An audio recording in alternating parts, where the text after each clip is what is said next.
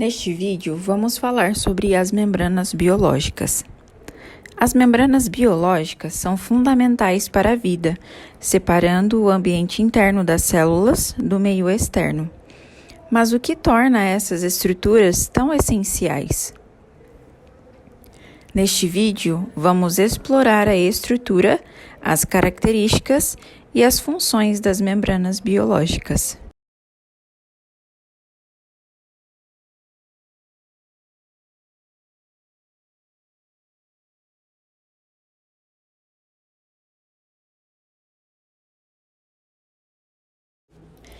E como é formada a estrutura das membranas biológicas? A estrutura básica das membranas biológicas é a bicamada lipídica, composta por fosfolipídios. Esses lipídios possuem uma cabeça hidrofílica e caudas hidrofóbicas, que permitem o alto arranjo em água. Além dos fosfolipídios, encontramos glicolipídios e colesterol, que ajudam a regular a fluidez da membrana. Proteínas como as transmembrana e as periféricas desempenham papéis críticos, atuando como receptores, canais ou transportadores.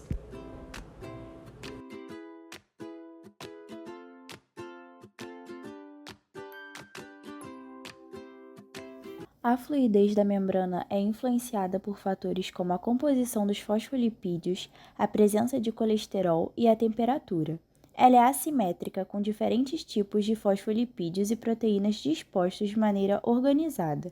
Sua semipermeabilidade permite a passagem seletiva de moléculas como água e gases, enquanto regula o transporte de íons e grandes moléculas por meio de canais e transportadores.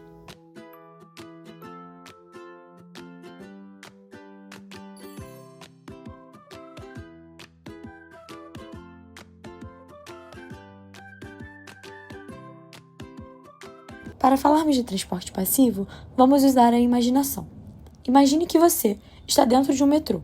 Na plataforma seria o meio extracelular, que estaria lotado de gente, mas o vagão, que seria o meio intracelular, está quase totalmente vazio.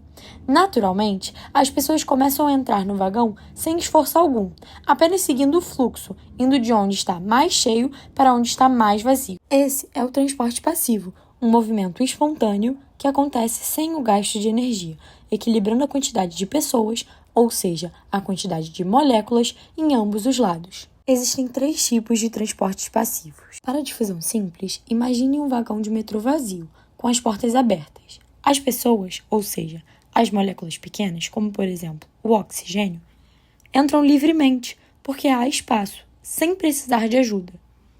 Isso acontece de forma natural, indo de onde está mais cheio para onde está mais vazio. Já na difusão facilitada, imagine que as portas do vagão possuem seguranças, que seriam as proteínas. As proteínas controlam quem pode entrar. Só passam as pessoas com o crachá ou a chave certa, ou seja, as moléculas grandes ou carregadas, como por exemplo a glicose. Elas utilizam caminhos específicos.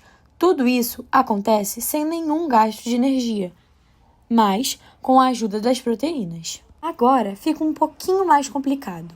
Ainda no cenário do metrô, vamos falar sobre a osmose. Imagine que ao invés de falar do movimento das pessoas, estamos falando sobre água. Na estação, há 2 vagões, um com muitas pessoas, ou seja, uma alta concentração de soluto, e o outro quase vazio, com uma baixa concentração de soluto. A água representa o solvente e começa a se mover entre os vagões, passando pela porta, que seria a membrana celular. Ela vai em direção ao vagão mais cheio, tentando diluir a concentração de pessoas.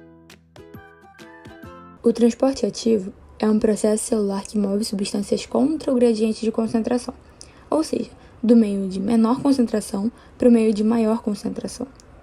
Esse processo consome energia na forma de ATP e envolve proteínas específicas da membrana celular.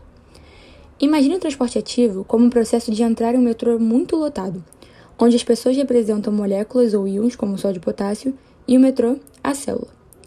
Pessoas que querem entrar no metrô são os potássios, porque tem mais deles dentro da célula, e os sódios querem sair da célula, para irem para o meio de maior concentração.